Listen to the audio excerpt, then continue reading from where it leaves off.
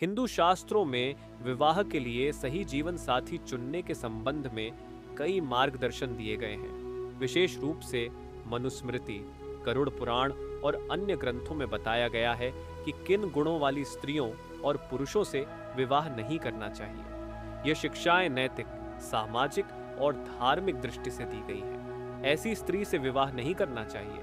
चरित्रहीन स्त्री, गरुड़ पुराण और मनुस्मृति के अनुसार यदि कोई स्त्री असत्य बोलने वाली, कपटी, छल कपट करने वाली या व्यभिचारी स्वभाव की हो तो उससे विवाह करना संकट ला सकता है। अत्यधिक क्रोध करने वाली यदि कोई स्त्री हर समय क्रोधित रहती है, हर छोटी बात पर लड़ाई झगड़ा करती है और शांति से व्यवहार नहीं करती तो विवाह के बाद जीवन कठिन हो सकता है।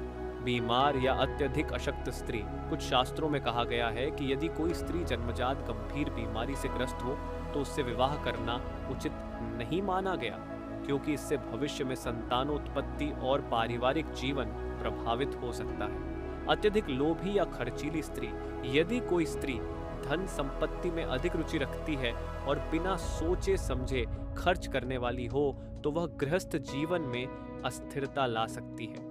बुरे कुल या दुष्ट परिवार से आने वाली, हिंदू शास्त्रों में कुल का विशेष महत्व दिया गया है। यदि स्त्री का परिवार दुष्ट कर्मों में लिप्त है तो उसके साथ विवाह करने से घर परिवार में कलह उत्पन्न हो सकता है। अत्यधिक स्वतंत्र या उद्दंड स्वभाव की, गरुड़ पुराण के अनुसार जो स्त्री पति के आदेशों की अवहेलना करती है, अपने मन की चलाने वाली होती है और अनुशासन में नहीं रहती, उससे विवाह करने से गृहस्थ जीवन कष्टमय हो सकता है। अनैतिक कार्यों में लिप्त स्त्री, यदि कोई स्त्री चोरी, छल कपट, निंदा या अन्य अनैतिक कार्यों में लिप्त हो तो उससे विवाह करना उचित नहीं माना जाता। ईश्वर, धर्म या परिवार को न मानने वाली जो स्त्री न तो ईश्वर को मानती है, न धर्म का पालन करती है और न ही परिवार का सम्मान करती है, उसे विवाह करने से गृहस्थ जीवन में कई कठिनाइयां आ सकती हैं।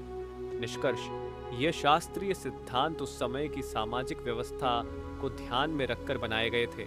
आज के समय में इनका उद्देश्य ये समझना है कि विवाह ऐसा हो जिसमें पारस्परिक समझ, नैतिकता और प्रेम हो।